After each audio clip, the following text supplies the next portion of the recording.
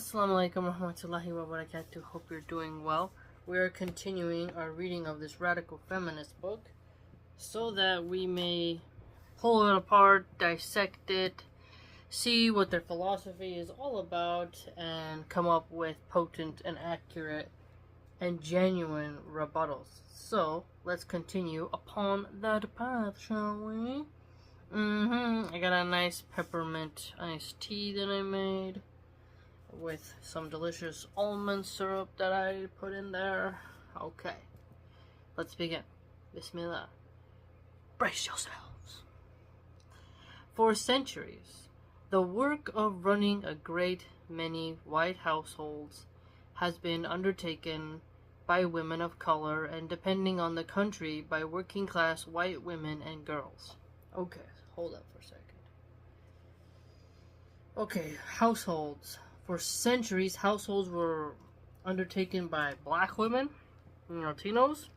It's kind of a very disingenuous way of looking at all the Italians and Irish and other ethnicities who happened to be pale, who took care of their own kids and didn't use a nanny. And it really does ignore how wealthy Latinos, wealthy Asians, and wealthy blacks hire nannies as well. You're gonna tell me that Beyonce doesn't have a nanny, that Jennifer Lopez doesn't have a nanny? Come on now. For several hundred years, in fact, Western and Western colonized societies solved the problems of social reproduction with an army of unpaid and low-paid workers, most of whom had no better option than to facilitate the lives of the middle class and scaffold the fantasy of the self-sufficient white family. Okay, so this totally ignores how so many Latinos have self-sufficiency right now in Mexico. This also ignores that other cultures do value self-sufficiency. A homestead, farm, have goats, have sheep, pigs, you name it.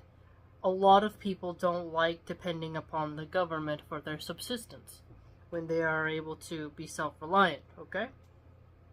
And when she says here, the middle class of America right now is pinched. And you can't expect a middle class family to be able to pay a nanny so much per hour. And a lot of illegal immigrants, they're happy to have a job. At least it's something. It's something to have a source of income. So this lady's philosophy would put a lot of women out of work. You come across the border, you're great with kids, you don't really know too much English, but the family, who maybe are middle class, can say, hey, you have way better behavior with children than the high school brat who's on TikTok and uses slurs and curses. I would never hire a teenager to babysit. And a young, beautiful teenager is always a threat to the wife who can afford a nanny, because men will want to sleep with a babysitter. So it's always better to have an older, chubby nanny who is moral, right? Never hire a beautiful young woman to babysit. No, that's a threat. And so it's important to examine that. The army of unpaid people, well, that would probably be, like I said, the high school generations, your cousins or something, There was an argument where my mom wanted to be paid by my sister for babysitting her kids. Her son. My sister only has one.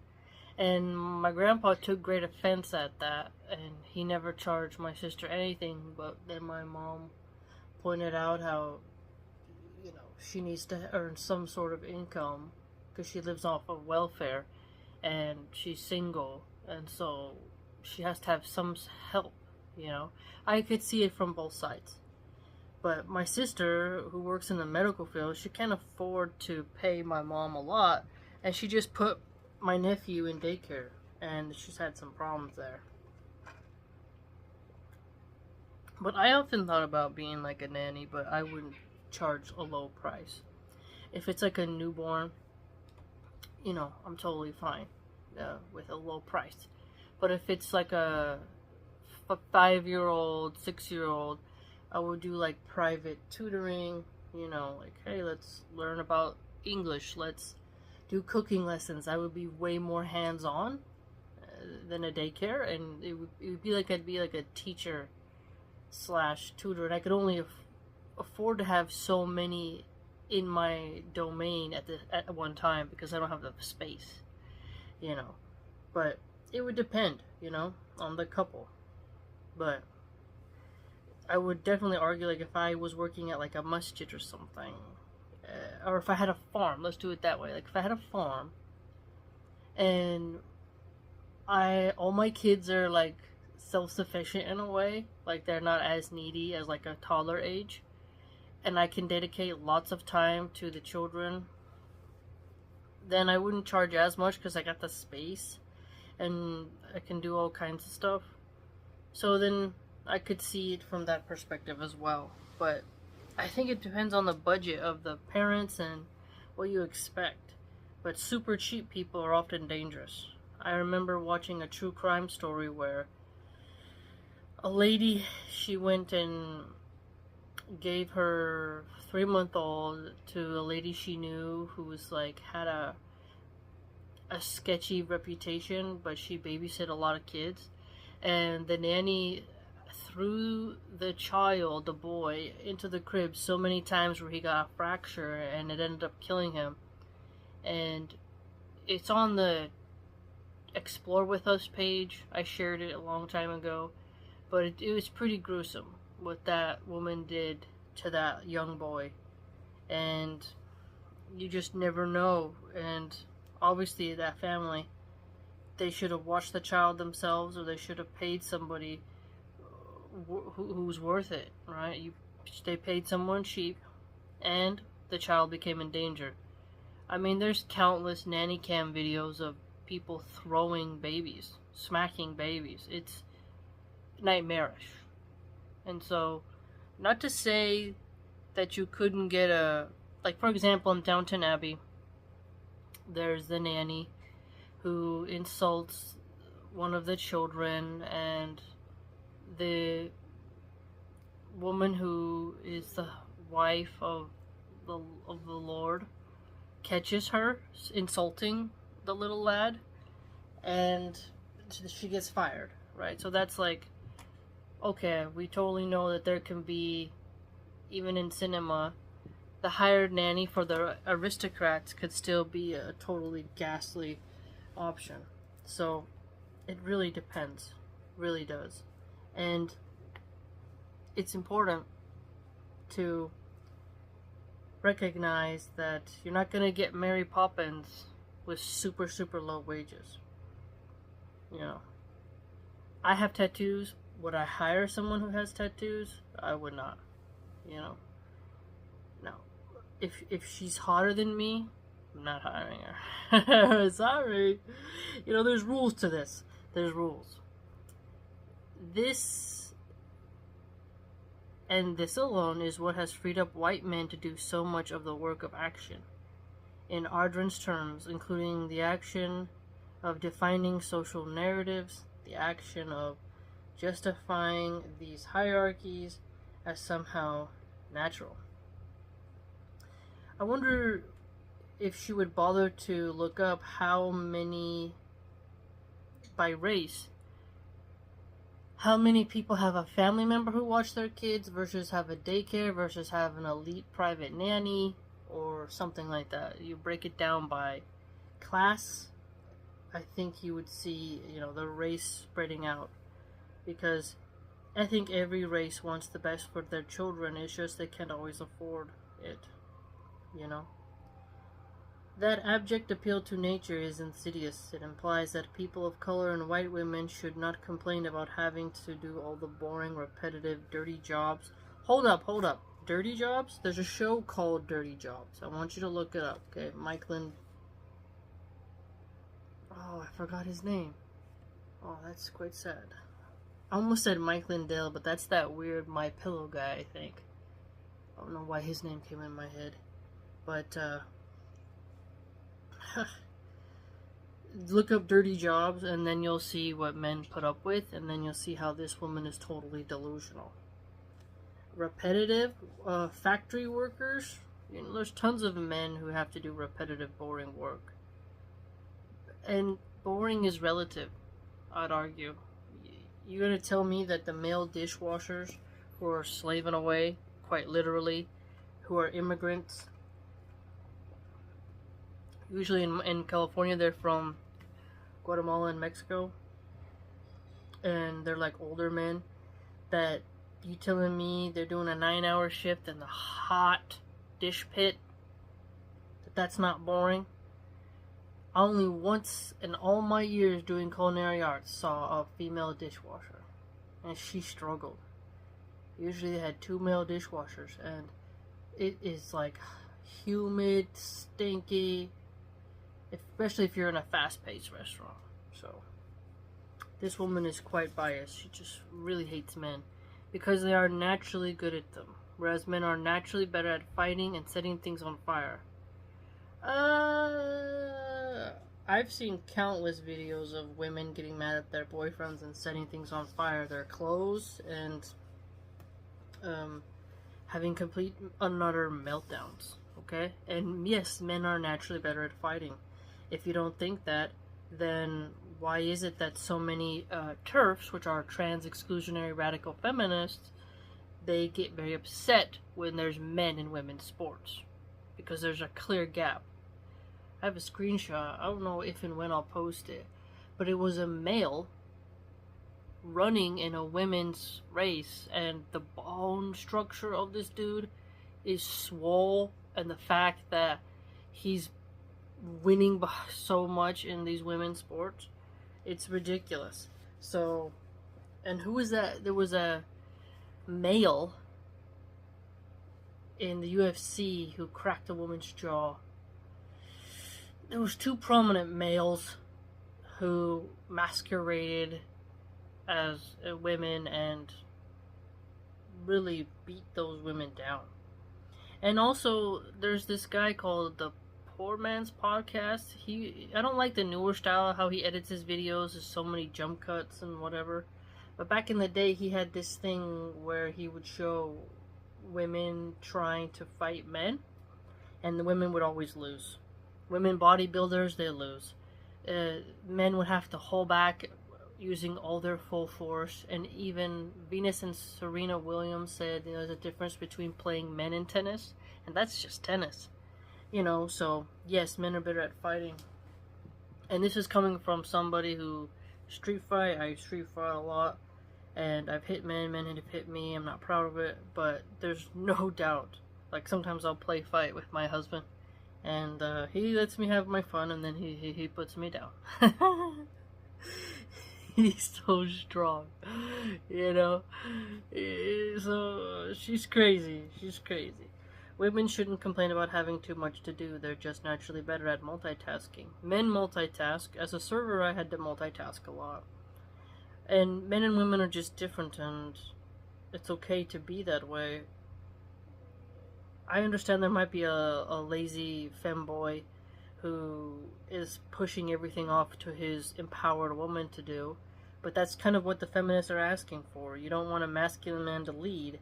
You belittle him, you put him down, call him an emotional baby, and you make him sound like a chore, but then you complain that he's not doing so much to give you a more easy life. She's really quite all over the place, and I hope that you as well have noticed that.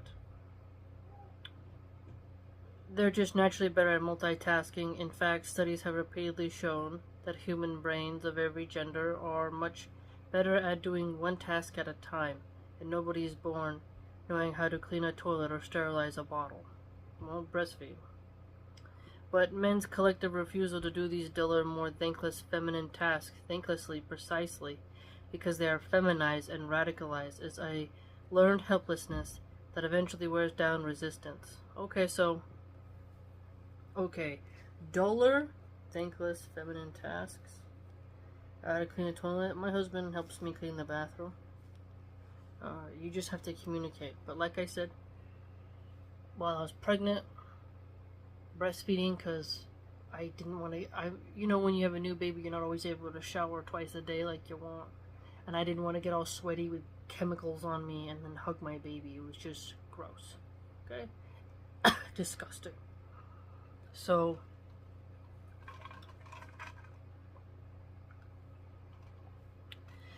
there's a time where the man can step up and help with some things, and that's wonderful. But if all my kids are in school, then I'm gonna do it, inshallah. And if he still wants to split it because he's romantic, that's fine.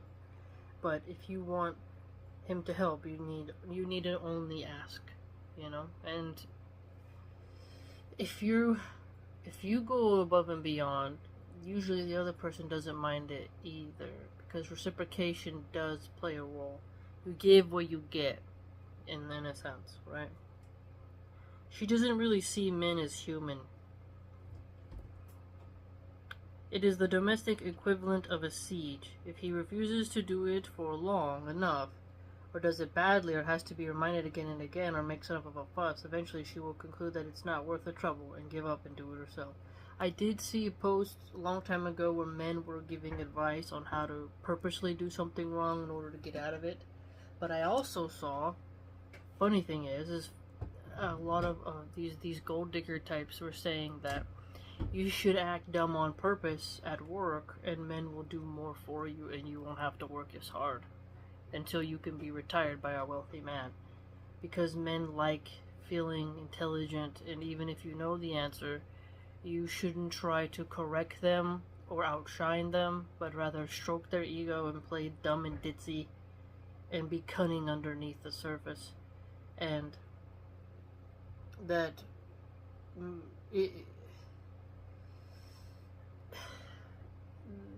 that if you're like feminine and soft and like kind of act dumb and ditzy, they'll do more for you than if you're like stern, focused, competent. They'll do more. And that's an interesting point. So I've seen this from both. I've seen this strategy put forward by both people, which is quite odd. Instead of being recognized as work, social reproduction is usually reimagined as a natural aspect of womanhood, part of the rent women and girls owe for the privilege of being born in bodies that are deemed female. You see how she degrades women? Bodies that are deemed female. So she disrespects women so much so that she thinks a man with his tallywhacker can be called the same as a woman, and that being a woman is as simple as getting bags of silicone stuffed under your chest muscles. She's claiming to be super pro-woman, but degrades women in the most disgusting sense of the word. She hates pregnancy and hates motherhood and hates heterosexuality. So she's not a friend to women at all, in any sense of the word. She's a very twisted individual, in my opinion. It is ephemeral work that needs to be done over and over again. It is not work that produces profit directly. It does by creating good citizens. And she's not spiritual, so of course she only thinks of the money. She thinks she should be getting paid, hundreds of thousands of dollars a year to have a child. But it is as essential to capitalism. Okay, so show me a socialistic and communistic country that pays women to have children. Isn't China communistic, and didn't they have the one-child policy? Then they said, two's fine. They literally tried to control how many kids you could have. You can't get more authoritarian than that. There was literally forced abortions, and then they would silence everyone and hack and try to purge the internet of those images. Women were dragged and their legs were forced open, and their babies were killed. that's the atheist communist utopia that she dreams of, but it is essential to capitalism. As the work of building infrastructure and slaughtering livestock and short-selling stocks, it's more important than a great deal of work that gets paid for in the so-called real economy. Even though, so she calls it important to have kids, but then she insults it constantly. So make up your mind. Even though the majority of it is done for free, social reproduction is invisible, but it underpins everything else. It is the messy stitching behind the neat embroidery of public life. The messy stitching behind the neat embroidery of public life. Actually, we're all threads in a grand tapestry. So, don't judge your life based upon your small thread. You're part of a big, giant weave. You need to look at the thread of your life, not be so dark and dreary. The reason anyone has a clean shirt to wear or a family network to fall back on, it is the active work of caring for ourselves and one another. Well, she doesn't sound very caring at all. She's very disingenuous. Does not acknowledge at all what men do. I don't think she's ever had a healthy relationship, and I couldn't imagine what kind of dad she had. Because if my dad was bad and I don't hate men, imagine how badly she hates men. And what her father must have done to her. Quite scary. Globalization has created what theorist Nancy Fraser calls a crisis of care. In the decade and more since the financial crisis of 2008, as wages fell and rents soared, the nuclear family model has come under more and more pressure to pick up the slack. The burden of austerity in countries like Britain has fallen disproportionately on women, as social services, adult care programs, and child care provision were cut in the name of saving money the state has squandered on propping up the banks. So, the banking system is definitely something too big to fail, as they call it. Adult care programs and child care. In Britain by 2021, £37 billion less will be spent on working age Social Security compared with 2010, despite rising prices and living costs. According to estimates produced by the House of Commons Library, and 86% of the burden of austerity since 2010 has fallen on women. Okay, but what does she mean by falling on women? She really does ignore how men and women complement each other, how much fathers love their children, and how much they care. She's not really solution-based, just ignoring how taxes is what gives the government money. So she is a full-blown communist apparently, but to keep taxing people is less money in their pockets, and one should encourage private charity. And for women to pick better partners to have kids with, not sleep around, whereas she has told women to walk, talk, and act like they like to get effed, and she put out by the third date. And so, she doesn't really seem like somebody who knows how to close her legs and act responsibly. In the United States, which has some of the least family-friendly work policies on the planet, many households struggle to cover the cost of child care, which can run a third or half of an individual's parents' yearly salary. So this is the thing. Yes, child care does cost a lot, but they are raising your child for you while you work. So you can't have it all. I know this lady hates hearing that, but your tots, they're only small for a little while. It's only 18 years per kid. And when they're in school and you want to have a little part-time gig, do it. Be an entrepreneur. Find some way to work it all out. But if you want to go and have some type of very fancy career, well, you're going to have to pay for childcare if you don't have family who cares about you, if you don't have a strong family network to fall back on, But the nuclear family doesn't deny the extended family. Clearly she's never lived with in-laws because that's absolute hell. You don't want to live with your in-laws. You want to be able to drive your kids to your grandparents and then pick them up when you need them. You don't want to all live under the same roof if you don't have to. People need space. People need privacy. People need to be able to feel like their home is their nest, not like it's a hotel or something like that.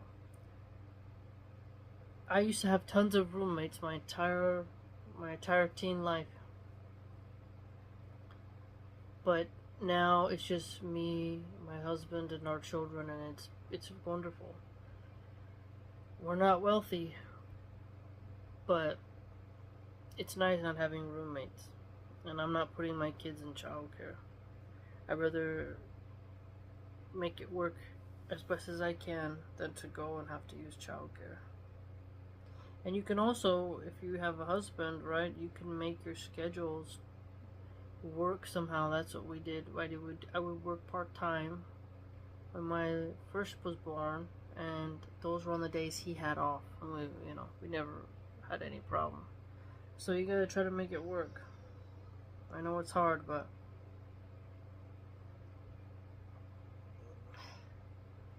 analyze, why do you want to work? Is it just so you can buy more stuff to impress people? So a lot of people, when it comes down to it, they want to be able to afford plastic surgery. They feel like losers if they're not constantly chasing money. There's a lot of other motives for why people want to work all the time. You really need to examine your life and say, what are you here for on this planet? Do you want to spend it in a certain job field? And the jobs will still be there when your kids are grown, and there's nothing wrong with starting a career when you're older. The solution is for people to hire older people, not just to be always biased toward young people, right? Something to think about. With no parental leave in place and fractured networks of social support, families have been forced to choose whose career to sacrifice. See, so you can't have it all. It's so strange to me. She just wants people to, how do you put it? Like, okay, the government, the daycare and the public school raises your kids. You get to go and have your career. It's like they don't even want to spend time with their own children. It's a very sad thing to me. I've had nightmares where I wasn't with my child. I got separation anxiety so many times. My little one is with her dad at the grocery store or something, or they go to do karate or something for like 2 hours. I start to feel like a strong sense of missing them. When I worked as a server and had my first child, I would think about my child all the time. I would look up at the sky because there's always a nice view in the restaurants I worked at. Or I'd look up at the ceiling and have a deep sigh, and I would feel the actual pain in my chest that I missed my child. So I'm glad that I chose my children, and now I get to be with them. Life is a sacrifice. You can't that's why when you get old, instead of your family wanting to take care of you, they just give it to a nurse, and then it's just sad. It's always delegating the duties of family to other people who are paid to do it. It's very cold. And when that choice comes down to cash, it's usually a woman's job that doesn't make the cut. In every industry, women are dropping out of the workplace in droves, not by choice, but because they can't afford to stay employed and raise children. You're not raising your children, though, if you're paying someone else to raise them. If you drop them off at public school at 8:30 in the morning and pick them up at 3:30, and then you take them to a child care place till what? Like, because there's nighttime daycare, so till what, 9, 10 o'clock? You're not really taking care of them. It's really, really sad. Newspapers report that women still shoulder the majority of the responsibility for childcare, as if this were a morally neutral statement, as if the missing pieces were not the millions of men too lazy, sexist, and selfish to take care of themselves and their families. Okay, hold on a second here. Lazy? Hold on. So,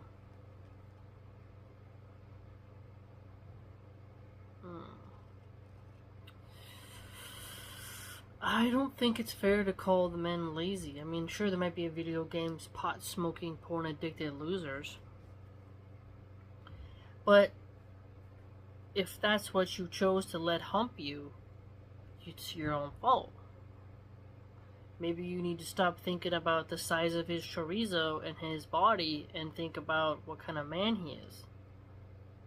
If you chose a man who's lazy, why did you procreate with him? A lot of women don't want to have that conversation. If you opened your legs to a loser, you told yourself that you're only worth a loser. Okay? During the COVID-19 crisis, as schools and daycare centers shut down, it was overwhelmingly mothers who took on the burden of full-time education and care for children, often alongside paid work. As a result, it was overwhelmingly women who left their jobs, sometimes permanently, in order to do the necessary work of care to sustain the species during a global pandemic. To sustain the species! Okay, hold up. Okay, so you're home taking care of the kids, your husband is out working. So he's working so that you have a home.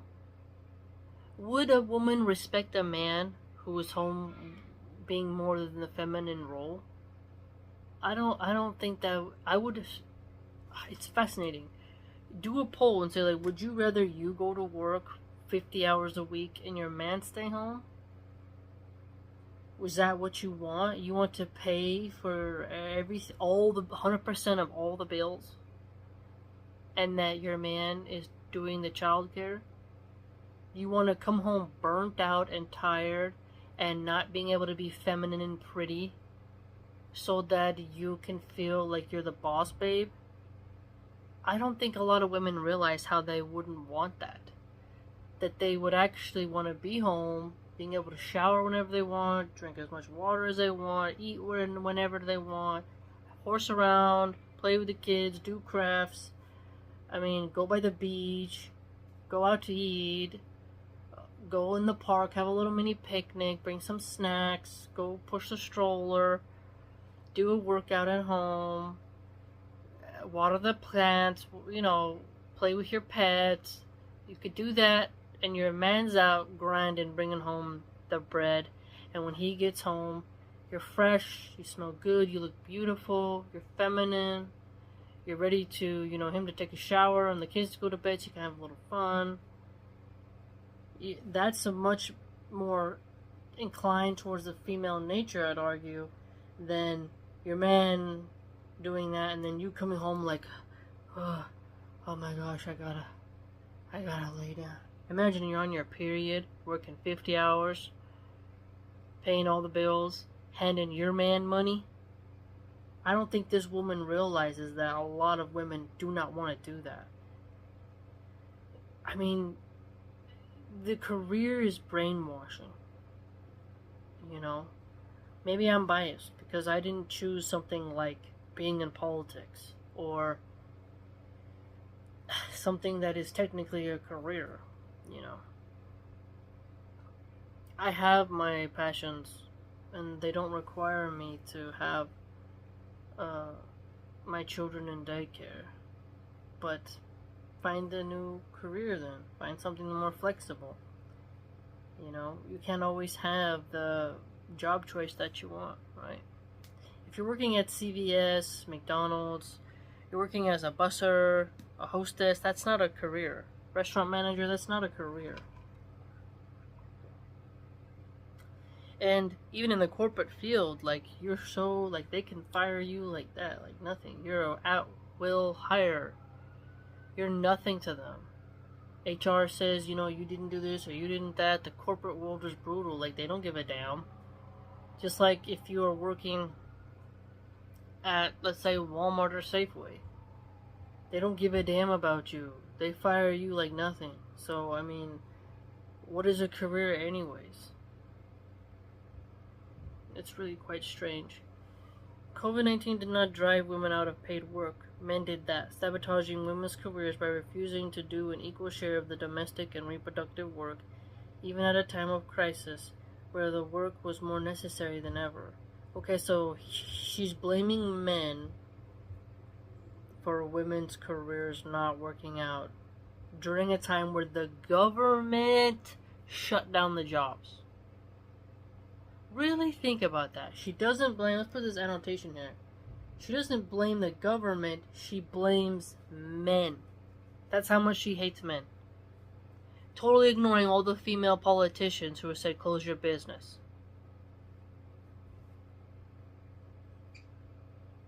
Ignoring all the men who were forced on unemployment because female politicians said, you know, you can't go to work. Isn't this ridiculous? Very ridiculous. Zero accountability. And yet, whenever the unequal division of domestic work or the refusal to support that work within the economy are mentioned, it is always in terms of how much women are struggling, rather than whose fault it is. There is a huge taboo around asking openly for men or for society to actually do more help. Shame and self-doubt muzzle women's collective frustration. There are so many reasons why a woman staggering under the double burden of social reproduction and paid work might decide it's easier to just get on with it. Well, it's gonna be tough for you just as their little tots, you know? And that's just the way it is. So don't have so much doom and gloom, I would tell this woman. The little ones, you want to be with them and spend time with them and see their goofiness and their adorableness. And I couldn't imagine going, like I didn't get any sleep really with my second. I still don't get a lot of sleep. If I had to go to work like that and then come home and do chores, I'd probably go insane. So that's why it's better for my health, not stupid career, that my husband be the one to provide and I'm the homemaker. You know, yeah, that means, but, you know, how do you put it?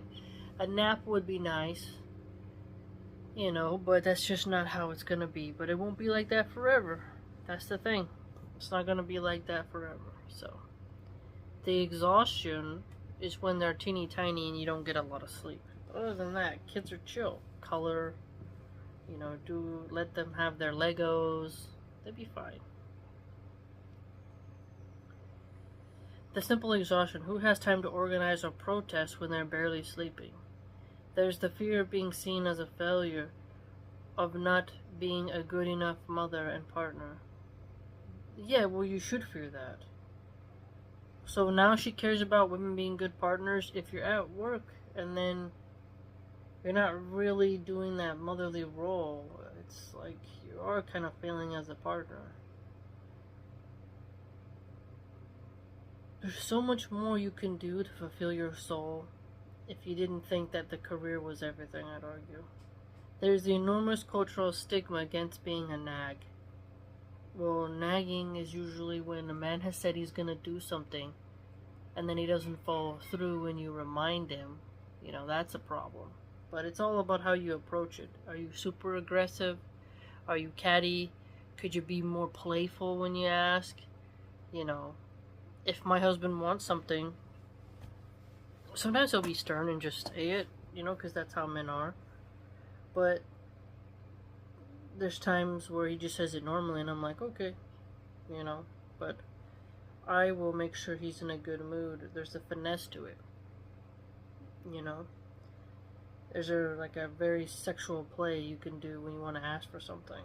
So you don't have to nag. You have to realize that doesn't work with men. It don't really work. They just start to hate you and resent you. And you push them into the arms of a woman with a softer approach. And I'm sorry, that's just the way it is. Being very aggressive with your husband doesn't work. Now, if there's a hobo, like a crazy homeless person who's coming at you, that's when you need to be firm. Like, get the F away from me. F off. Like, you have to be very psychopathic with them. Ready to do whatever it takes to get those filthy drug addicts away from you. But women will be like, yeah. They'll be terrified of a guy who's catcalling them and walking, and they won't be assertive. But then when they go home to their husband, who loves them actually, they are very cruel, vindictive, petty, combative. It's the opposite. Really nice to the boss, but not super nice to their husbands. So, and finally, their relationships themselves. Those relationships with men which are so central to identity and security in an uncertain world. Time and again, culture reminds us that to hold a man accountable is to become unworthy of his love. It depends on how you're holding him accountable, I'd argue. How are you saying it? Sometimes you can be stern with each other, and it can hurt sometimes, but you gotta pick your battles. Sometimes a list of everything you hate is something that you just focus on, and you're not looking at everything good. There are plenty of bad words for women who dare to enforce boundaries such as bitch, nag, shrill, shrew. Okay, so shrill usually is the screeching. If you're being called shrill, you gotta control your emotions. I've been called shrewd, but I think that person was calling me cutthroat. I think they're trying to say I'm a cutthroat. But, like there'll be times where my husband will joke like, oh, don't bitch at me. But I'm not bitching. I'll be like, hey, did you pick up those books from the library or something? Like, I will be nice. But he jokes. But I know when to ask someone something. Not before he's about to leave, and not right as he get home. There's a balance. You gotta know their personality. There are almost none for men who manipulate their wives and girlfriends into acting as their unpaid cook, maid, and personal assistant. I like to cook for my husband. It's erotic seeing him eat the food I make. There's nothing more stimulating than him eating the food I made and go like, this is good. And he's like licking his fingers, and he has his muscles, and it's like I'm feeding this beast, it's nice. Food is a love language for me. I show affection through cooking for you. I show I care about you through cooking. And intimacy is how your husband pays you in a way, I'd argue. He gives you a good, and you don't mind making him feel. What was it, that movie Baby Boy, where it's haram, so if you can't watch it now, but I watched it when I wasn't a Muslim, when I was like a teenager. His mom's boyfriend, they have a lovemaking session, and he's cooking naked. He's cooking eggs naked. Like, how many women? There's like a cliche though of that. There's a cliche of that where a man will give it real good to a woman, she'll make a mistake. Or you go out to eat and he pays a lot of money, and then afterwards you have fun with each other. But she's not cooking it, but I'm trying to point out that there's different ways where you get reciprocated for your efforts, is my point. Maid, you gotta clean them up after yourself, and if you have a man who's super, super sloppy, that's a problem. But again, you chose that man. You didn't talk about those duties before you got married or before you opened your legs. You chose that man. Personal assistant, I don't mind helping if he needs me to help. Like, sometimes he'll get a letter. He speaks 3 languages. I'm really good at English. He's good at English, but obviously he might need a word interpreted, and I would tell him, right, or I'll call and speak to the person. But if I have to talk to someone in Spanish and I'm struggling, I'll ask him, right? So, I mean, there's a balance.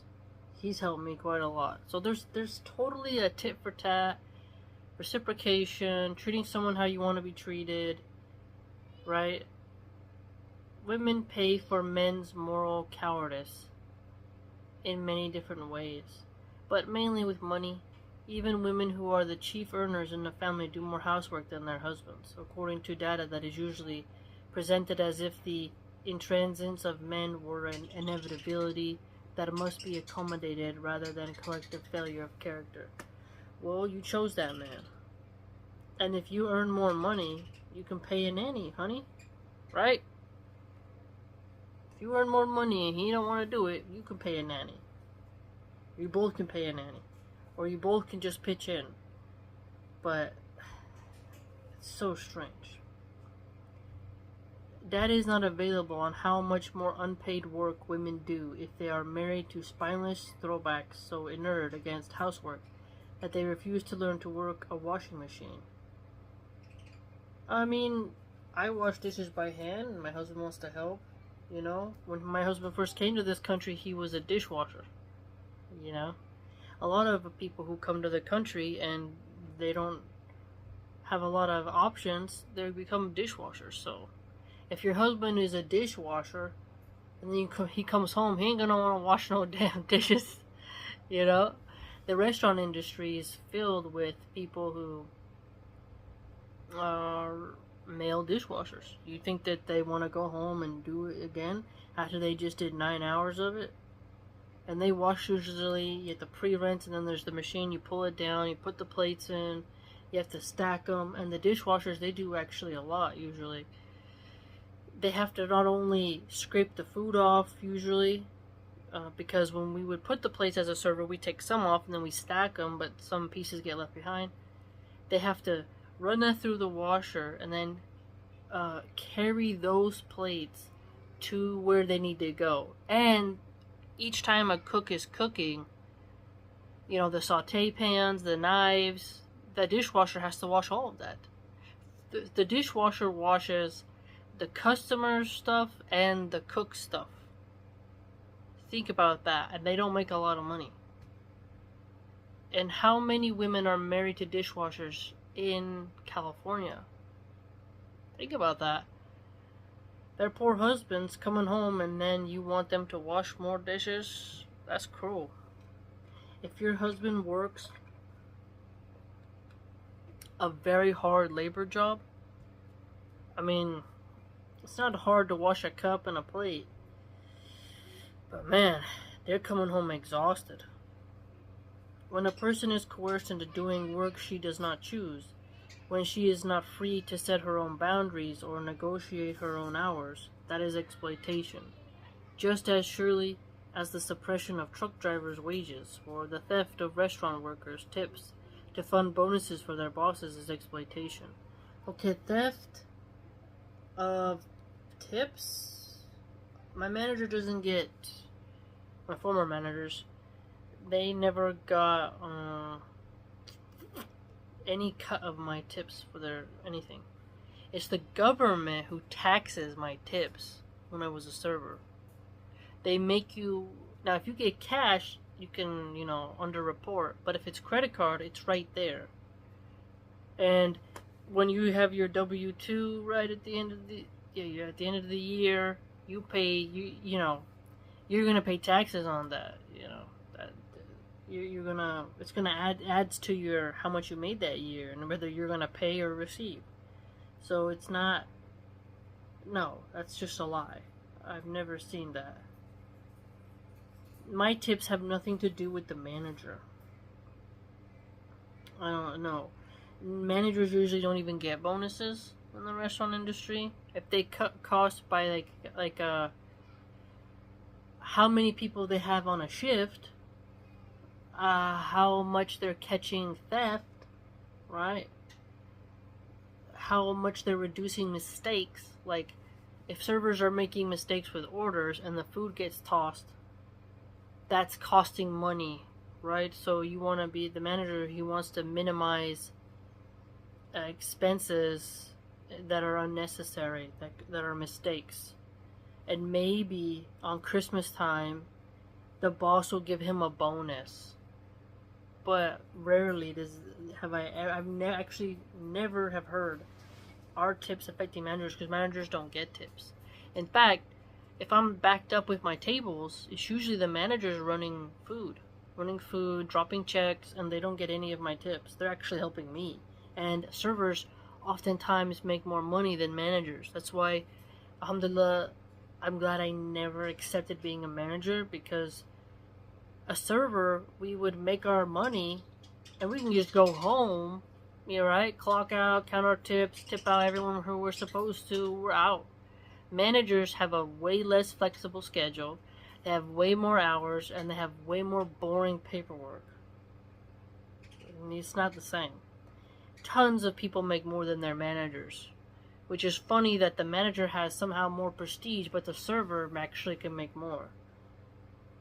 But the traditional framework for understanding exploitation only takes into account the abuse and theft of men's time, rights, and labor. When women are expected to put their hearts and bodies into service for someone else's benefit, shamed and threatened with ostracism if they refuse, and punished with violence if they complain. Okay, what violence are we talking about? We should understand that as an architecture of work exploitation.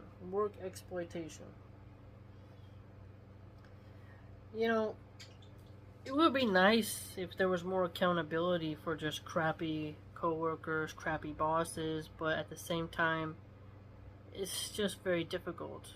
Tons of men can put up with really horrible bosses. So it's not that it's just a woman's problem. And I have a screenshot, maybe I'll share it, but where a woman was saying how much she hates working with other women because of their gossip circles, their cattiness, their egos and such. Because a woman can use her sexual energy to manipulate men and get away with stuff more. But when you work with women who are not lesbians or bisexual, you can't get away with that. That's the honest truth. A woman can wear, flip her hair and be like, oh, I'm sorry I'm late. And, play with her tongue or something, and the boss will just be like, oh, okay. But if it's, a female manager who's similar in age, and she's, very liberal, got the thick black frame glasses, and she's like, you were 10 minutes late. And then she's like, oh, yeah, there was traffic, whatever. And they're like, no, you're late again, you're fired. So it's she's totally ignoring how they are. It sounds like the children are not having a good time in the living room. The little one kept taking the stuffies off her sister's bed earlier, and my eldest was getting mad that little Tot wanted to take her stuffies off. So there might be a stuffy war happening right now, so I have to go split it up. The things kids argue over, it's quite funny in a way. But I hope you learned something, because hearing her perspective again is something I think is not good for America, not good for women. And she has some points, but at the same time she omits other factors or refuses to hold women accountable for their failures. She constantly places women as the victim, men as the enemy, and she only focuses on the negative side of husbands, not the positive things that they do. She doesn't seem to value fathers very much, yet she's telling men what they need to do, but doesn't acknowledge the good men. She's kind of more of a person who has a long complaining list, and totally ignoring how female politicians were very gung-ho about closing down businesses. Yeah? Ignoring that, and how many men were forced on unemployment and were scared about not being able to provide for their families. Yeah? And so, don't forget that she was contending that white people don't raise their own kids. So we're talking Russia, Polish, French, Italian, German, you name it. She thinks that they only pay blacks and Latinos to raise their kids, which is just not true, and is ignoring how upper class blacks and Latinos and Asians pay nannies just the same. So, it's strange, and she's quite disingenuous when she says that black women and white women are the only ones who do dirty jobs. No proof of that, ignoring that there's a show called Dirty Jobs, go watch it, and how plumbers, they have a very dirty job. Slaughterhouse workers, men who have to work in the fishing boats, on the frigid oceans, the people who do roofing, those jobs are like very difficult, or paving the streets, it's men, that's dirty. You literally get physically dirty. Okay? It's crazy. Absolutely crazy. And how men who have to who are cattle ranchers, they're pulling out the baby cows and having to shovel the manure. That's a very dirty job, a gruesome job at times, right? That's a female's job in some places, but majority it's men. So dirty how? Like nurses? Well, there's men doctors who get blood on their hands. I mean, her's like, oh, I'm bored not knowing how to clean a toilet. Well, she can clean a toilet. Can you fix a toilet? You see the difference here? And so she's talking about cleaning toilets, but she can't even fix a toilet. She gotta call the male plumber. And over 90%, look it up, in America, 90% and plus of plumbers are male. So they're out there fixing pipes for hospitals, schools, all kinds of places. Trust me, they know how to take care of a toilet. But if your husband was a plumber, give him some slack. Oh, I hear some laughing, but I'm still going to go see what's going on. And so, let me know what you think. Let me know what you think. And I don't know any other Muslim women on YouTube who have put in this much into combating feminism. Usually we just hear the cliche lines, everyone repeats the same thing. But we've done quite a deep dive just in this book alone, and we're halfway through. This won't be the only one I dissect either. I think it would be quite profitable for the Muslim Ummah to have an American Muslima to really go through this, because it appears that some sisters in other countries are falling for the feminist propaganda. So I'm in the center of Babylon, and it's important for women who aren't in Babylon to know what it's like from the actual inside. Or at least, hear the opposite perspective. Because when men talk about it, sometimes it's hard for women to accept. But when a woman talks about it, sometimes people have more of a tendency to lend their ear to the conversation, I'd argue. So if you'd like to support my work, I'm not monetized, but if you'd like to support it or see what other things I write about, you can do so by joining the blog, $5 a month, which is at www.subscribestar.com/MilahanArchive. Hope to see you there.